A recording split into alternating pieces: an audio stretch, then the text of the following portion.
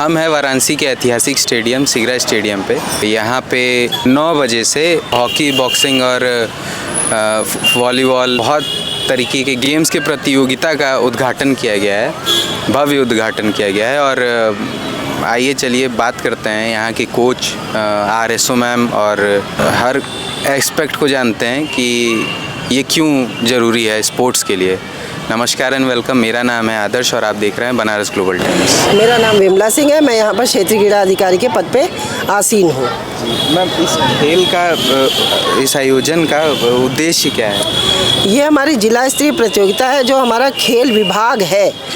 तो हमारे यहाँ जितने भी बनारस में कोच, चाहे वो एडहॉक कोच हो चाहे वो परमानेंट कोच हो, तो जहाँ पे जिसकी पोस्टिंग होती है उसके अनुसार डायरेक्टर के साहब के द्वारा, निदेशक महोदय के द्वारा प्रत्येक जनपद में उतनी प्रतियोगिताएं दी जाती हैं। और ये प्रतियोगिता हमारे खेल की सबसे निचली पायदान है। जैसे कि जिला स्तरीय प्रतियोगिता, मतलब प्रत्येक ज़िले में इन प्रतियोगिता का आयोजन होता है। तो ये हमारी खिलाड़ी के लिए भी और खेल विभाग के लिए भी ये नंबर, मतलब जैसे कि हम ABCD पढ़ते हैं उसी तरह ये हमारी पहली क्लास है। अगर इसमें हम पाते हैं, कुछ मेडल पाते हैं या फर्स्ट सेकंड थर्ड आते हैं, तो हम फिर मंडल स्तर पे जाते हैं। तो ये हमारा सबसे पहला पायदान है। जैसा कि बच्चा अभी आया, प्रैक्टिस शुरू किया, तो उसको तुरंत ये पहली प्रतियोगिता मिल जाती है कि आप अपने हिसाब से या अपनी जितनी पोटेंशियल है उसको इस प्रतियोगिता में दिखा सकें। मैम, कौन कौन से खेल शामिल किए गए इस? हमारे यहाँ हॉकी है, कबड्डी है, एथलेटिक्स है, वॉलीबॉल है, बॉक्सिंग है, फुटबॉल है, आपका बास्केटबॉल है, स्विमिंग है, कुश्ती है, ये सारे खेल शामिल किए गए हैं। तो मतलब ये सारे खेल खेले जाएंगे? हाँ, ये सारे खेल आज से लेकर प्रतियोगिता से रिलेटेड? हाँ, इसी प्रतियोगिता से रिलेटेड है। आज हमारी 3 प्रतियोगिता हो रही है, एक बॉक्सिंग की, एक वॉलीबॉल की और एक बास्केटबॉल की। और कबड्डी की प्रतियोगिता अभी हमारी सुबह से चल के शाम तक समाप्त हो गई है। तो आज के दिन हमारी 4 खेल आयोजित किए गए हैं। अभी ऐसे ही सनह सनह करके, जैसे 2 दिन में ये ख़त्म होगा, उसके तीसरे दिन से दूसरी प्रतियोगिताएं शुरू होंगी, पर उनका नाम भी यही है, जिला स्तरीय प्रतियोगिता। मैं सर्वेश कुमार पांडे, राष्ट्रीय वॉलीबॉल खिलाड़ी। अभी मैं वर्तमान में जिला वॉलीबॉल संघ का सचिव हूँ। सर, इस इवेंट के लिए क्या सोच रही है आपकी, मतलब कैसा लगा आपको इस इवेंट में? ये बहुत अच्छा इवेंट है। सरकार द्वारा आयोजित, खेल निदेशालय उत्तर प्रदेश द्वारा ये आयोजित होता है। अंडर 18 है और बच्चों के उत्साहवर्धन के लिए ये जिला स्तरीय आयोजित है। इसमें से जो बच्चे चयनित होंगे राज्य स्तरीय प्रतियोगिता में भाग लेंगे। बनारस की युवा खिलाड़ियों के लिए और क्या क्या एडवाइस देना चाहेंगे? बनारस के युवा खिलाड़ियों के लिए बहुत अच्छा है। और अब तो इतना अच्छा ग्राउंड बन गया, ये ग्राउंड में नेशनल लेवल के इवेंट हो सकते हैं जी। और बनारस पूर्वांचल में अब क्रिकेट का इतना अच्छा ग्राउंड बन रहा है, अपना हॉकी का एस्ट्रोटर्फ बन रहा है। तो बनारस के लिए तो एकदम अमृत योजना है, समझिए, बहुत अच्छा है। सिगरा स्टेडियम की सुविधाओं में और क्या क्या सुधार ले आने की ज़रूरत है जिसके बाद और अच्छा प्लेयर्स? हाँ, सुधार तो देखिए, सुधार धीरे धीरे हर चीज़ में होता है। बहुत अच्छा स्टेडियम में बना है। अभी पूरी तरह से अभी खिलाड़ियों को ये मिला नहीं है, अभी स्मार्ट सिटी द्वारा संचालित है। तो खिलाड़ियों के लिए जो सुविधा है, जब खेल विभाग को क्या क्या मिलेगा, क्या स्मार्ट सिटी रखेगा, अभी तो बात करिए तो लोग कहते हैं अभी तो हमको मिला ही नहीं है। तो जब मिल जाए तो बताया जाए। जैसे हम लोग के वॉलीबॉल के ग्राउंड में तो अभी जो ग्राउंड बना है वो बहुत हार्ड है, तो उस पर रबड़िंग वगैरह कराना है। तो इस तरीके से और भी गेमों में है, बास्केटबॉल में भी हमने देखा वही है। तो जो चीज़ें हैं उसको फिर से जो कमी रह गई उसको पूरा करना है। मेरा नाम दीपिका तिवारी है और मैं सिगरा स्टेडियम में बॉक्सिंग कोच हूँ।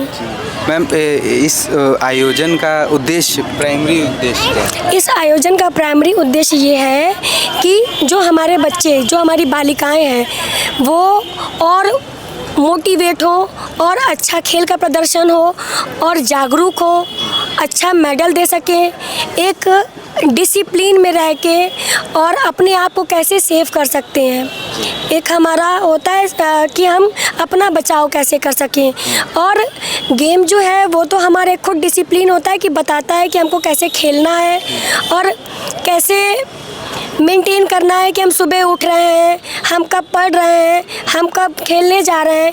ये सारा जो एक ड्यूटी, डिसिप्लिन और डिवोशन होता है उस चीज़ को मेंटेन करने के लिए। दूसरी चीज़ कि ये जो खेल है हमारा खेल विभाग कराता है, जिससे हमारे बच्चे जागरूक हों। जब हमारे बच्चे जागरूक होंगे तो ज़्यादा से ज़्यादा हमारी जो सशक्त महिला का और जो हमारे मोदी जी का है कि हमारी महिलाएं आगे बढ़ें, तो ये बच्चियां ही जब हमारी आगे बढ़ेंगी, हमारे देश का नाम रोशन करेंगी। तो ये पहला प्लेटफॉर्म है, प्राइमरी प्लेटफॉर्म है, जहाँ से हम बच्चों को जागरूक करके और बच्चों को उभारते हैं कि आप खेलिए, आप खेलिए और अच्छा प्रदर्शन कीजिए, अपने माँ बाप, अपने बच्चों, अपने देश का नाम, सबका नाम रोशन करें। मैम, खिलाड़ियों की तैयारी कैसी रही और किस किस एकेडमी से बच्चे आए हैं? जैसे कि आप देख पा रहे हैं कि यहाँ पर बहुत भीड़ लगी हुई है, तो खिलाड़ियों की तैयारी बहुत ही अच्छी है।